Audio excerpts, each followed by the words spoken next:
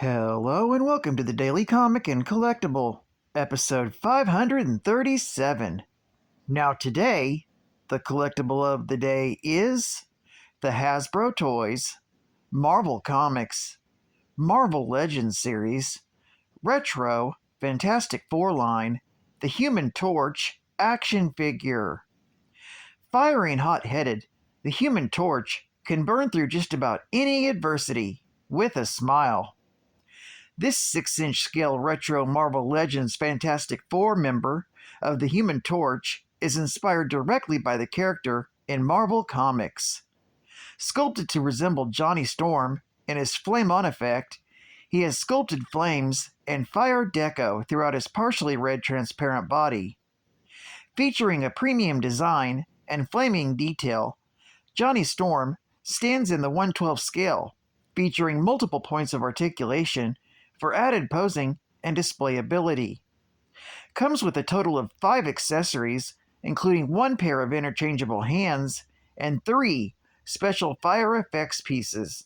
Comes on a clear plastic blister display card and was released by Hasbro Toys. Now, the comic of the day is Web of Spider-Man, Volume 1, Issue number 76, with a cover date of May 1991.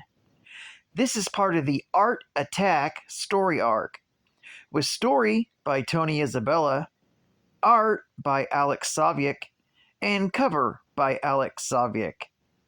This issue is titled Art's Desire. The story opens with Spider-Man having been frozen solid, thanks to a freak blizzard striking Times Square. It's all thanks to the combined powers of a group of criminal artists known as Avant-Garde.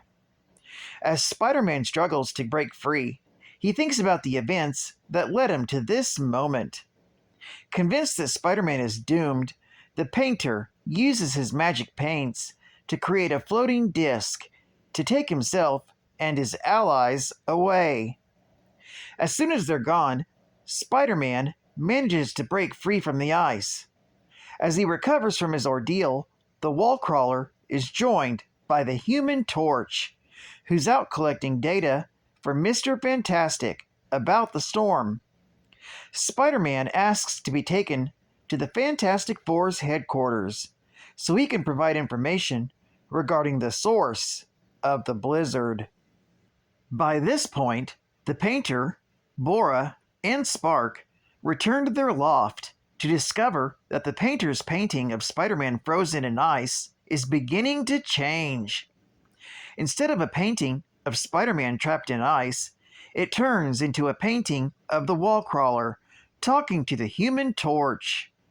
When Bora and Spark criticize the painter, he threatens them, telling them it's merely a work in progress. As the mystically created blizzard continues to pound Manhattan, Mary Jane continues to try and keep the minds of her cast members off the danger outside. Unfortunately, her efforts are dashed when the power suddenly goes off. Meanwhile, at the Four Freedoms Plaza, Mr. Fantastic is talking with Captain America through telecommunications, keeping him up to date on the Fantastic Four's efforts to end the crisis. Elsewhere in the city, Quasar is out assisting ambulances to get people to hospitals and into safety. At that moment, Mr. Fantastic and the Thing head out with a device that will allow Reed to examine the weather patterns. Watching these developments are the Avant-Garde, thanks to the painter's paintings. Suddenly, Spark's powers manifest themselves on their own, a sign of their ascension to greater power. The three of them then turn their attention to Spider-Man and the Human Torch. Spider-Man is tracking the Avant-Garde, thanks to the spider tracer he tagged Bora with during their battle. Telling the Torch about their leader, the painter, the Human Torch remembers him, as they fought earlier on in his career. Explaining how the painter claimed to have obtained mystical paintings from aliens that allowed him to make his paintings come to life. However, in light of recent events, the Torch is left questioning the validity of this story. Suddenly crashing into the avant-garde's hideout, the two heroes clash with Spark and Bora. Although Bora snuffs out Torch's flames, she's quickly wrapped up by Spider-Man's webbing. This leaves him open to attack from Spark. However, the Torch recovers and uses his powers to overheat Spark, causing him to pass out and revert to his normal form. That's when the painter uses his paints to revive his allies. Despite this, Spider-Man and the Torch insist that they will keep fighting, no matter what. This prompts the painter to order his allies to surrender. When Spark and Bora refuse to follow orders, the painter makes them disappear with a wave of his brush.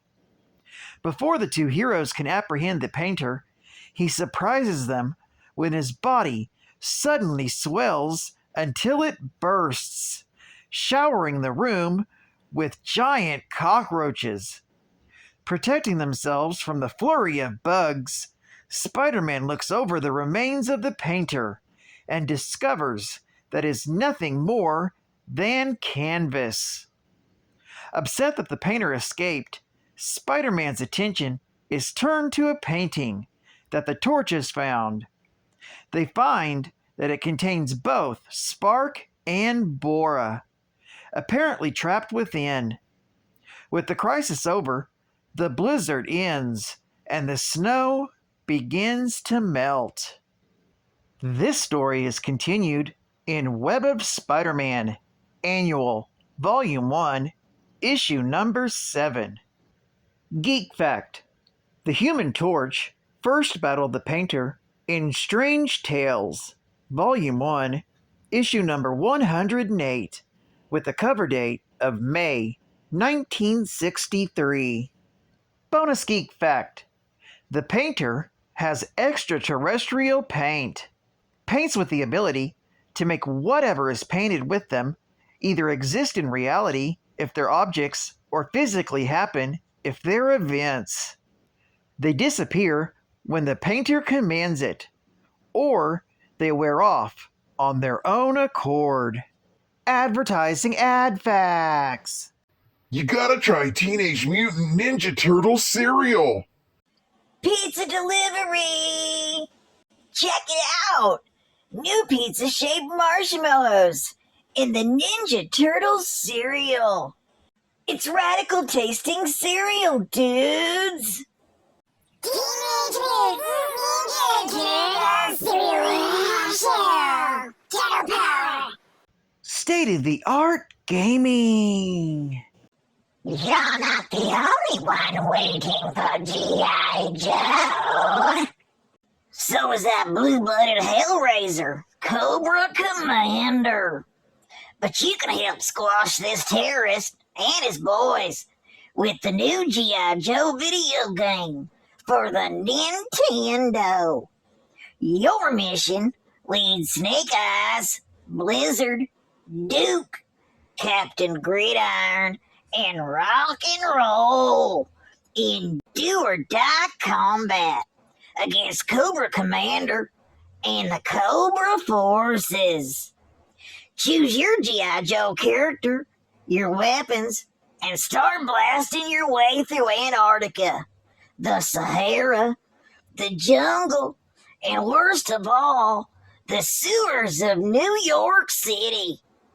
Get to level 6, get Cobra Commander, and it's mission accomplished. Of course, your first mission is to get the new G.I. Joe video game from Taxon. G.I. Joe! Yo, Joe! And final geek fact. Art Attack was a story arc that actually encompassed issues number 73, 74, 75, and 76 of Web of Spider-Man from February through May of 1991. The 4-part arc actually contains two separate stories, with issue 73, written by John Byrne, that features the Headman. The plot of that issue is that Shandu wants Spider-Man's body for his very own, but ends up defeated by the Human Torch and Spider-Man, and even includes Peter having GI problems at the end, but has a happy ending in the bathroom. The other three issues involve the villains Bora, who previously appeared in Moon Knight, issue number 35, with a cover date of January 1984, and Spark, who only appears in this story, and their minions of the Silver Age villain, known as the Painter.